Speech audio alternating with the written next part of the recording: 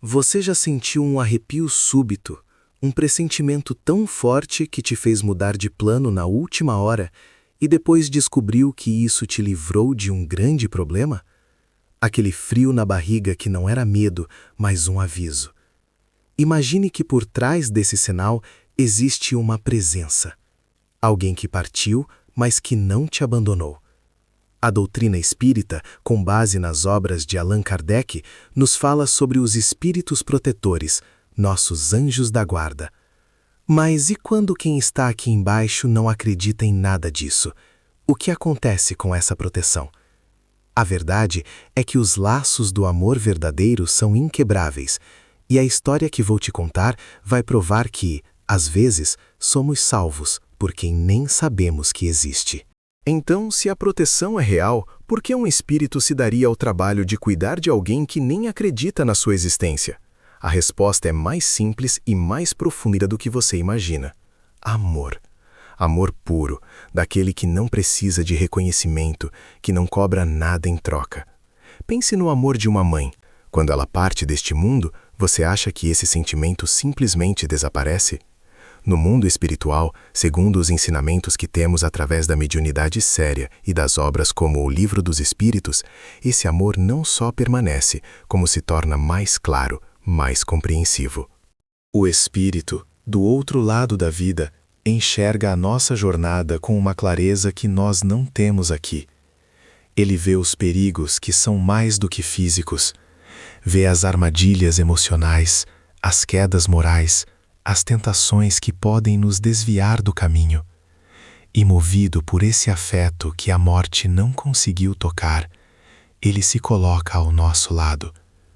Pode ser um pai, um irmão que se foi, um amigo muito querido, ou até mesmo um espírito que se ligou a nós por compromissos de outras vidas, buscando agora nos auxiliar para acertar velhas dívidas. Allan Kardec, o codificador do Espiritismo, perguntou diretamente aos espíritos sobre isso.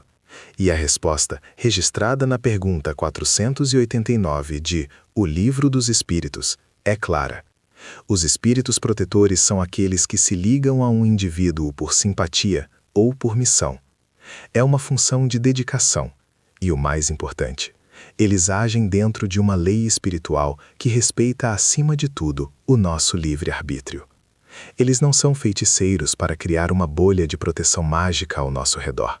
Eles são mais como conselheiros incansáveis, trabalhando nos bastidores da nossa vida. E como é esse trabalho? Muitas vezes é sutil. É aquela ideia boa que surge do nada na sua mente quando você está prestes a tomar uma decisão ruim. É a lembrança repentina de um conselho sábio que sua avó te deu. É o desconforto inexplicável que você sente perto de certas pessoas ou situações. Um alerta íntimo para você se afastar. Eles atuam sobre nosso pensamento, nossa intuição, tentando nos inspirar para o bem. Colocam pessoas certas no nosso caminho, criam pequenos obstáculos que nos fazem perder um ônibus que sofreria um acidente, ou nos dão uma inquietação que nos faz checar a porta do gás antes de dormir. Mas aqui é onde a coisa fica ainda mais interessante. Se o espírito protetor é movido por um amor tão forte, e se ele tem essa capacidade de nos inspirar, por que então coisas ruins ainda acontecem com pessoas boas?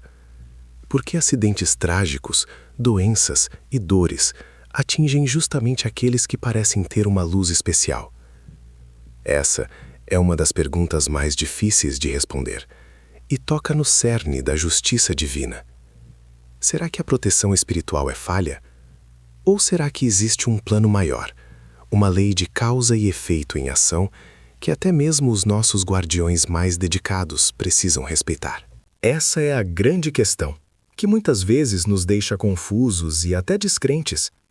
A verdade é que a proteção espiritual tem limites muito claros, e entender esses limites é a chave para não cairmos em uma ideia mágica e infantil do mundo espiritual. Os espíritos superiores, através de Chico Xavier e de outras médiuns de confiança, sempre foram muito claros. A lei maior é a do livre-arbítrio e a da causa e efeito. Nós colhemos o que plantamos, em uma sucessão de existências. Imagine que uma pessoa, por suas próprias escolhas, criou para si uma situação de risco. Pode ser um vício que destrói a saúde, um comportamento imprudente no trânsito, ou até mesmo um padrão de ódio e rancor que atrai energias espirituais muito pesadas para perto dela.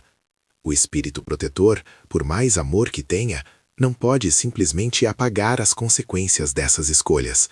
Seria como querer tirar uma criança da frente de um carro em movimento, mas a criança insiste em correr para a rua. A proteção se torna, então, um trabalho de persuasão constante e paciente. E é aí que a descrença pode criar uma barreira, não para o amor do protetor, mas para a nossa própria percepção. A pessoa que não acredita em nada tende a ignorar todos os sinais.